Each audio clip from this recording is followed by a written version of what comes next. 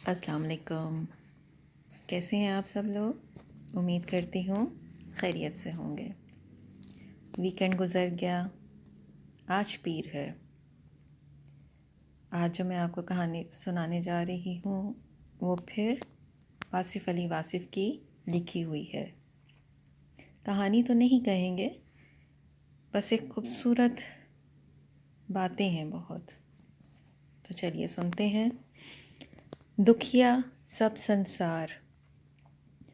بیوی نے خاوند کو الوداع کہا، جہاز اڑا.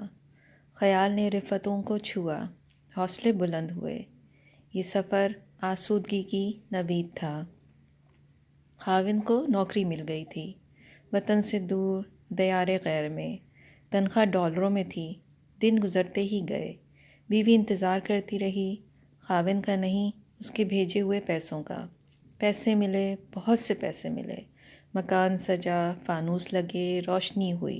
مہمان آئے، کھانے پکے، رونقیں ہوئیں. بس صرف گھر کا مالک ہی گھر میں نہ تھا. وہ بیچارہ پردیسی دیس میں ہونے والی رونقوں کو کیا جانے. کچھ دنوں کے بعد دونوں ہی دکھی تھے. تنہائی کا زہر ان کے وجود میں اثر کر رہا تھا. چراغ جلتے ہی رہے اور دل بجھتے ہی رہے. اس دکھ کا کیا علاج؟ وطن میں رہو تو مال نہیں، مال ملے تو وطن نہیں. عجب صورتحال ہے. دکھوں سے بچنے کے لیے کوشش کرنے والے ایک نئے دکھ کے حوالے ہو جاتے ہیں. کیا زندگی میں دکھ کا ہونا لازمی ہے؟ کیا زندگی دکھ ہی کا نام ہے؟ اس کائنات میں، انسانوں کی کائنات میں کوئی بھی تو نہیں جس کی آنکھوں میں آنسو نہ ہوں. آج کا انسان بہت دکھی ہے. وہ اندر سے ٹوٹ رہا ہے. اس کا ظاہر بے خراش بھی ہو تو بھی اس کا باطن کاش کاش ہوتا ہے. آرزوؤں کی کثرت نے انسان کو دکھی کر رکھا ہے. کثرت ہمیشہ دکھی کرتی ہے. ایک خواہش پوری ہو تو دوسری پوری نہیں ہوتی. خوشی کا ایک لمحہ غم اور اندیشوں کے لمحات کو جنم دیتا ہے. ایک حاصل میں کتنی ہی محرومیاں چھپی ہوتی ہیں. انسان جو کچھ بھی ہوتا ہے اس کے علاوہ کچھ بھی نہیں ہو سکتا، اور انسان فطرتاً اپنے علاوہ کچھ اور ہونا چاہتا ہے. دنیا اسے ایک نام، ایک صفت سے پکارنے لگ جائے تو وہ خواہش کرتا ہے کہ لوگ اسے دوسرے نام، دوسری صفت کے حوالے سے پکاریں. ایسا نہیں ہو سکتا. بس وہ دکھی ہو جاتا ہے. ہر انسان چاہتا ہے کہ اسے چاہا جائے، اسے پسند کیا جائے، لیکن کیوں؟ اسی کو کیوں؟ اسی کیوں سے ہی بگاڑ پیدا ہوتا ہے.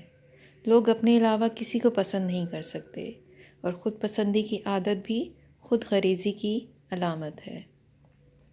انسان خود کو بھی ہمیشہ کے لیے پسند نہیں کر سکتا. بس انسان دکھی رہتا ہے. انسان کثرت مال اور کثرت اولاد کو خوشی کا ذریعہ سمجھتا ہے، لیکن کثرت مال محض وبال ہے، اور کثرت اولاد اکثر انسان کے لیے دکھ کا ذریعہ بھی ہو سکتی ہے. اولاد کی آرزو اور اولاد کی پرورش کی تمنا اور پھر اولاد کی اپنی آرزوئیں انسان کے لیے ایک عجب مصیبت ہیں. اولاد مؤدب نہ ہو تو ایک عذاب ہے. آج کل اولاد کا مؤدب ہونا ایک مشکل مسئلہ ہے. آج کے بچے آج کے انسان کے دکھ کی علامت بھی ہو سکتے ہیں. ایک آدمی کو دیکھا گیا کہ وہ کسی خانقاہ پر جا کر زور زور سے دعا مانگ رہا تھا کہ اے اللہ، تو نے میری وہ دعا جو 16 سال پہلے منظور کی تھی، اسے اب نامنظور فرما دے. اے صاحب آستانہ بزرگ، تو بھی آمین کہہ. لوگوں نے کہا، تو کیا کہہ رہا ہے؟ اس نے کہا، میں منظور شدہ دعا کی نامنظوری چاہتا ہوں. لوگوں نے تفصیل پوچھی تو اس نے کہا، آج سے 16 سال پہلے میں اسی آستانے پر حاضر ہوا تھا. میں نے اللہ کے آگے دعا کی کہ الہی مجھے بیٹا عطا فرما. اللہ کی مہربانی اور اس بزرگ کے وسیلے سے مجھے بیٹا ملا. آج وہ جوان ہے، اور میں کیا بتاؤں کہ اس بیٹے نے مجھے کتنا تنگ کر رکھا ہے. مختصر یہ کہ میں دعا کرتا ہوں کہ میری قدیم منظور شدہ دعا کو نامنظور فرما دے میرے اللہ. انسان کبھی راضی نہیں ہو سکتا. وہ ہمیشہ خوشی کی تلاش کرتا ہے، اور اسے کسی نہ کسی غم سے دوچار ہونا پڑتا ہے. وہ ہمیشہ زندہ رہنا چاہتا ہے، اور مجبوری یہ ہے کہ وہ ہمیشہ زندہ نہیں رہ سکتا. زندگی کے مقدر میں موت لکھی جا چکی ہے، اور اسی حقیقت کا انکشاف ہی انسان کے کرب کی ابتدا ہے۔ اس کا حاصل لا حاصل ہو کے رہ جاتا ہے، اس کی قوت کمزوری بن جاتی ہے، اس کا توانا وجود لاغر و ناتواں ہو جاتا ہے، اس کی بینائی کے چراغ مدھم ہو جاتے ہیں، اس کی فکر مسدود ہو جاتی ہے، اسے محسوس ہونے لگتا ہے کہ اس کے آگے دیوار ہے، اس کے پیچھے دیوار ہے، وہ جکڑ کے رکھ دیا گیا ہے، وہ بھاگنا چاہتا ہے لیکن راستہ اسے راستہ نہیں دیتا۔ وہ اپنے گھر میں کچھ عرصے کے بعد خود کو مہمان سا محسوس کرتا ہے، وہ اپنوں کے ہمراہ چلتا ہے، اور چلتے چلتے اسے معلوم ہوتا ہے کہ وہ بیگانوں کے ساتھ چل رہا ہے۔ ساتھی بچھڑ جاتے ہیں اور اجنبی ہمراہ ہو جاتے ہیں، یوں وہ بھیڑ میں تنہا ہو جاتا ہے۔ اسے کرب اور دکھ سے بچنا مشکل نظر آتا ہے، وہ اپنے آپ سے نکل جانا چاہتا ہے، اپنے وجود میں رہنا اسے ناممکن نظر آتا ہے، اور وجود سے نکلنا بھی اتنا ہی ناممکن ہوتا ہے۔ نتیجہ دکھ کے سوا کیا ہے؟ وہ بے نام دکھ پر روتا ہے، اور رونے سے دکھ ختم نہیں ہوتا۔ ایک آدمی اپنے کسی عزیز کی موت پر رو رہا تھا۔ لوگوں نے کہا صبر کرو، اب رونے سے کیا ہو سکتا ہے؟ اس نے روتے روتے جواب دیا، بھائیو، رونا تو اسی بات کا ہے کہ اب رونے کا بھی کچھ فائدہ نہیں۔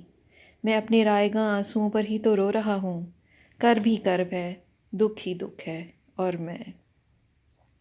ہم اس دنیا سے کچھ لے کر بھاگ جانا چاہتے ہیں، لیکن اس دنیا سے کچھ لے کر جا نہیں سکتے، بس یہاں سے اٹھا کر وہاں رکھ سکتے ہیں۔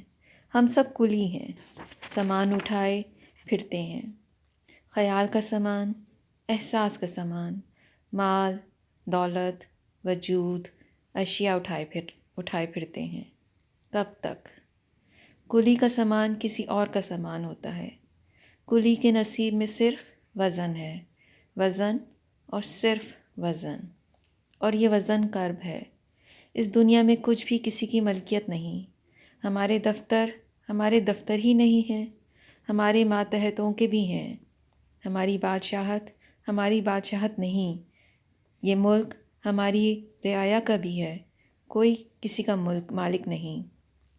یہاں جو کچھ ہے یہیں رہے گا، اور اسے اپنا کہنے والا یہاں نہ ہوگا۔ بڑے کربناک مرحلے ہیں اس حیات چند روزہ میں۔ ہم صرف اپنی ملکیت ہیں، ہمارے بچے ہمارے مالک ہیں، ہمارا مرتبہ ہمارا بوجھ ہے، ہماری رعایا ہماری عاقبت ہے، بلکہ عبرت ہے۔ ہمارے ماتحت ہماری آزمائش ہیں، ہمارے سامنے ہمارے خلاف گواہیاں چل رہی ہیں۔ ہم بڑے روگ میں ہیں، ہمارا ہونا نہ ہونے تک ہے، ہماری ہستی نیستی ہے، ہمارا وجود عدم ہے، ہمارا دلبروں کے توڑنے کے لیے بنا ہے، ہماری محبت ہماری قید ہے، ہماری نفرت ہمارا عذاب ہے، ہمارے اپنے ہمارے سپنے ہیں، ہماری آرزو ہماری فریاد ہے، ہمارا غرور ہمارا اپنا مذاق ہے، ہم حصار میں ہیں، آرزوؤں کا حصار، تمناؤں کی زنجیر، ہمارا علم ہمارا حجاب ہے، ہمارا گھر خوبصورت لیکن زندان، ہم اسی میں رہنے پر مجبور ہیں، ہمارے بس میں بے بسی کے علاوہ کچھ نہیں۔ ہم آزاد پیدا ہوئے، لیکن پیدا ہونے کی مجبوری کے ساتھ ہماری جوانی، آزاد جوانی، بڑھاپے کی مجبوری ہے۔ ہم ریت کی دیوار ہیں، گرتے رہنا ہمارا مقدر ہے، ہمارے مقدر میں کرب ہے، دکھ ہے۔ اس کرب مسلسل سے نجات صرف اور صرف اپنی فنا کو تسلیم کرنا ہے۔ میری زندگی جس نے عطا کی وہی اسے واپس لے لیتا ہے، اس میں میرا کیا دخل ہے؟ کیا میں اپنے آپ میں اپنا دخل دینا چھوڑ سکتا ہوں؟ کرب سے نجات کی راہ یہی ہے۔ حکم دینے والے کا حکم زندگی ہے تو ہم زندہ ہیں، حکم دینے والا موت کا حکم دے تو ہم حاضر ہیں۔ افسوس کی بات نہیں، اطاعت کی بات ہے، اطاعت اور صرف اطاعت دکھ سے نجات ہے۔ یہاں نہ کچھ کھونا ہے نہ پانا ہے، یہاں تو صرف آنا ہے اور جانا ہے، تو پھر دکھ کس بات کا؟ کیسی لگی آپ کو آج کی یہ باتیں؟ امید کرتی ہوں اچھی لگی ہوں گی۔ مجھے فیڈ بیک ضرور دیجیے گا اور اپنا ڈھیر سارا خیال رکھیے گا اور دعاؤں میں یاد رکھیے گا۔ اللہ حافظ۔